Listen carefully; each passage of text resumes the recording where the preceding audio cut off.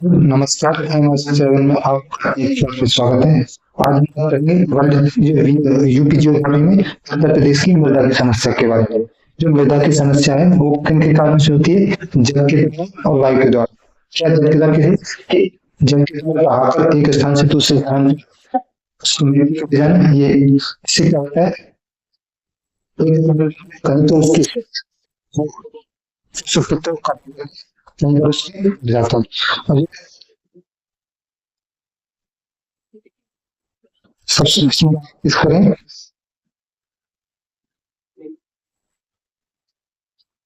क्या जल विद्युत जल कैसे होता है?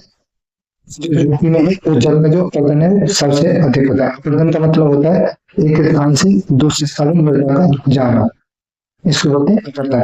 और जो जल अपरदन है वो सर्वाधिक किस क्षेत्र में होता है? तटीय क्षेत्र में। और जो जल अपरदन है वो दो प्रकार के होता है। पानी का अपरदन जिसे शीतलन कहते हैं, और एक होता है पानी का अपरदन जिसे इरोजन बोलते हैं। जल अपरदन में क्या होता है? जो समतल क्षेत्र है वो धीरे धीरे क्या हो जाता है, जो धीरे धीरे क्या होता है वो एक स्थान से दूसरे स्थान पे चली जाती है। यानी मतलब बहती एक स्थान से दूसरे स्थान पर चली जाती है। और वहाँ सब में क्या होता है, जो पहाड़ी क्षेत्र होते हैं जहाँ पर ढलान ज्यादा होता है उसमें क्या होता है, बारिश पड़ रही है तो उससे क्या होता है, जो नदियों के माध्यम से होने के कारण क्या होता है, वो मिट्टी है एक स्थान से दूसरे स्थान पर चली जाती है। इसी के कारण क्या होता है, जो वहाँ की जो मिट्टी है वो मजबूत होती है और उनके जो पोषक तत्व है एक स्थान से रहकर दूसरे स्थान पर चले जाते हैं। सबसे पहले वो बात करेंगे जो अक्षय वो क्या होता है। अक्षय अक्षय का मतलब होता है जैसे कि ये चट्टान चट्टान चट्टान क्या है, ये एटमॉस्फेरिक प्रेशर की वजह से या वायुमंडलीय वेपन की वजह से क्या होता है, वायुमंडलीय होता है। की वजह से क्या धूप ताप या उसकी वजह से क्या है, इससे क्षण है वो टूटने लगती हैं। इसलिए इसी टूटते टूटते को क्या बोलते हैं, क्षण बोलते हैं। चट्टान का मृदा में टूटना या छूटना किसके कारण होता है? तो वायुमंडलीय जो है जैसे कि धूप तेज का कारण होना, ये इनके कारण होता है। अच्छा, और क्या होता है, खबर नहीं होता है ये जो मृदांश पे जो जो ये बहकर एक स्थान से दूसरे स्थान पर चली जाती है। एक स्थान से दूसरे स्थान पर चले जाना इसे बोलते हैं अपरदन।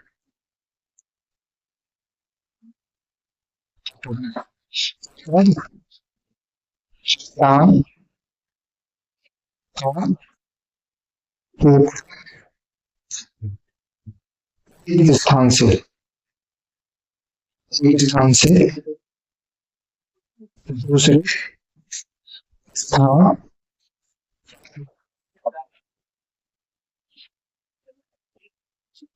चले जाना, मृदा का मिट्टी का मृदा का चले जाना क्या कहलाता है, होता है जाना, यानी इरोजन इरोजन कहलाता है। अब सबसे पहले बात करेंगे जलावर्धन। जलावर्धन की समस्या है यूपी में सर्वाधिक। बात करेंगे पहले जलावर्धन।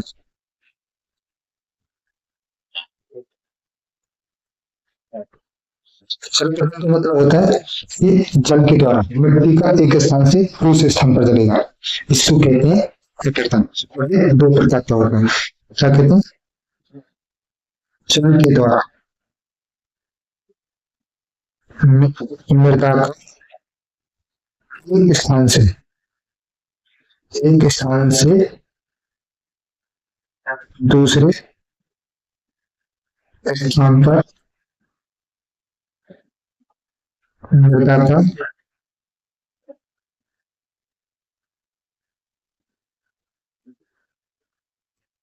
चलन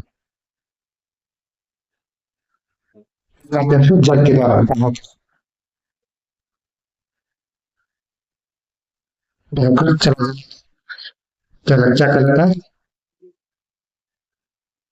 जल अपरदन अपरदन है बढ़ाता है।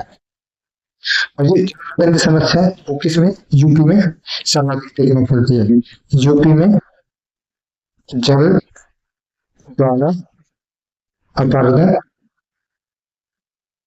सर्वाधिक होता है। सर्वाधिक होता है। और ये सर्वाधिक अपरदन वो किस क्षेत्र में होती है? सिर्फ तराई वाले क्षेत्र में उसमें सर्वाधिक जल अपरदन इसमें होता है तराई क्षेत्र। क्षेत्र का मतलब यानी ये उत्तर प्रदेश का मैप एरिया है। जैसे कि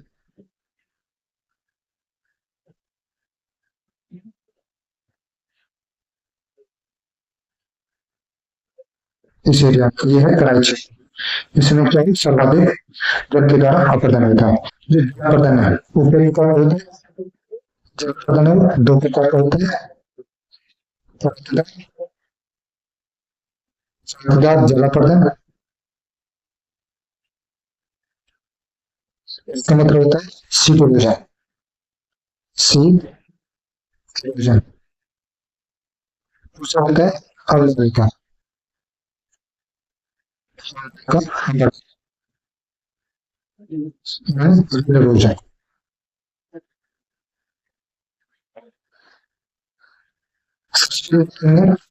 अर्थात जल अपरदन इसमें किसकी बात करेंगे?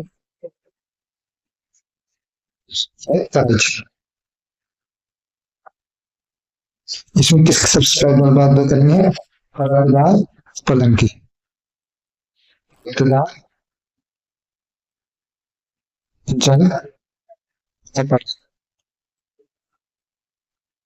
इसमें क्या होता है? जो ये होते हैं सीट इरोजन। सीट इरोजन इसमें क्या है? जो समतल क्षेत्र होते हैं उसमें क्या है? जो पानी से क्या होता है? समतल क्षेत्रों में जो मिट्टी है पानी के द्वारा एक स्थान से दूसरे स्थान पर चली जाती है और इसी को क्या बोलते हैं? इसी को उसकी मिट्टी की धीमी होती बोलते हैं। इसी को समतल समतल क्षेत्र समतल क्षेत्र में धीरे धीरे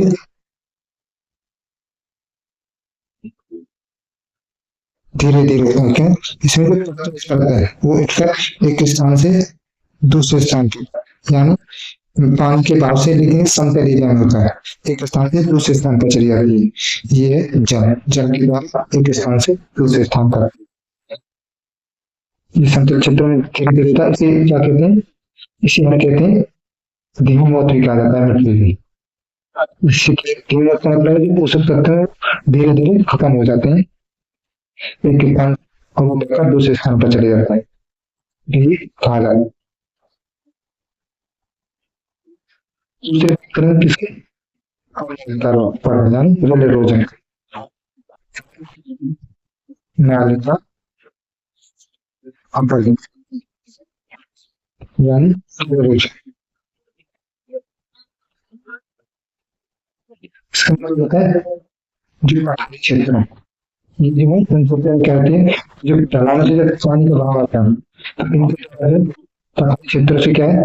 जो मिट्टी है वो बहकर एक स्थान से दूसरे स्थान पर चली जाती है। जैसे कि यहाँ पे मिट्टी बह के पानी के बहाव के कारण एक स्थान दूसरे स्थान पर चले जाना है क्षेत्रों उसे बोलते हैं। वहां पर जो है करता है पानी तो जो नालियों का निर्माण होता है नालियों के माध्यम से क्या होता है? मिट्टियों के स्थान से दूसरे स्थान पर चली जाती है। इसी को बोलते हैं अवनालिका अपरदन। बलुई मिट्टी में क्या होता है? तथा के धरा क्षेत्र में क्षेत्र में अवनालिका प्रदान होता है।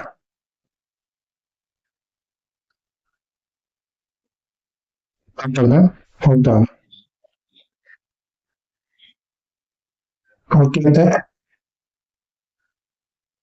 इसमें जो सबसे उत्तर प्रदेश का जो सबसे एरिया कौन सा प्रभावित होता है इसमें वो है चंबल नदी वाला, चंबल नदी द्वारा। इसमें कौन कौन से क्षेत्र आते हैं? प्रभावित क्षेत्र कौन कौन से प्रभावित क्षेत्र की बात करें तो वो है आगरा, इटावा और जाम। ये एरिया जो बंगाल का प्रधान है इससे अधिक प्रभावित होता है। दूसरी प्रधान की बात करेंगे वायु प्रधान। वायु प्रधान वायु प्रधान में बात करें जो आंधियां चलते हैं यानी वो मिट्टी जो होती है क्या बोलते हैं जो उसकी हल्की स्पीड ज्यादा होती है तो इसमें क्या होता है रेतीली मिट्टी या थोड़ी भरभरी मिट्टी होती है वो एक स्थान से उड़कर दूसरे स्थान पर चली जाती है। इसी को बोलते हैं इसी को क्या बोलते हैं इसी को बोलते हैं वायुदान मिट्टी को पकड़। वायु मिट्टी का एक स्थान से दूसरे स्थान मिट्टी को ले जाना जाना क्या कहलाता है?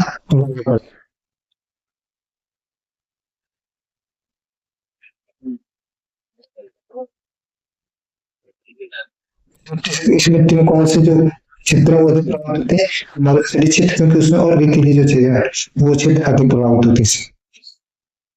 मरुस्थलीय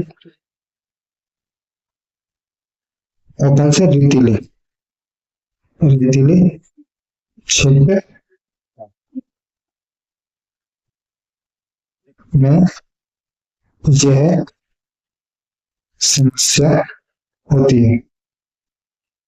और कौन कौन से क्षेत्र होते हैं यूपी के तो इसमें वो है आगरा और मथुरा। आगरा और मथुरा। तो ये था जो उत्तर प्रदेश में मृदा की समस्या को लेकर। तो अब इस वीडियो का यहीं पर खत्म करेंगे। नेक्स्ट वीडियो हम करेंगे किसके उत्तर प्रदेश की नदियों में अफवाह तंत्र के बारे में। तो मिलते हैं नेक्स्ट वीडियो में। तब तक के लिए देखते रहिए हमारे 7 क्लासेस।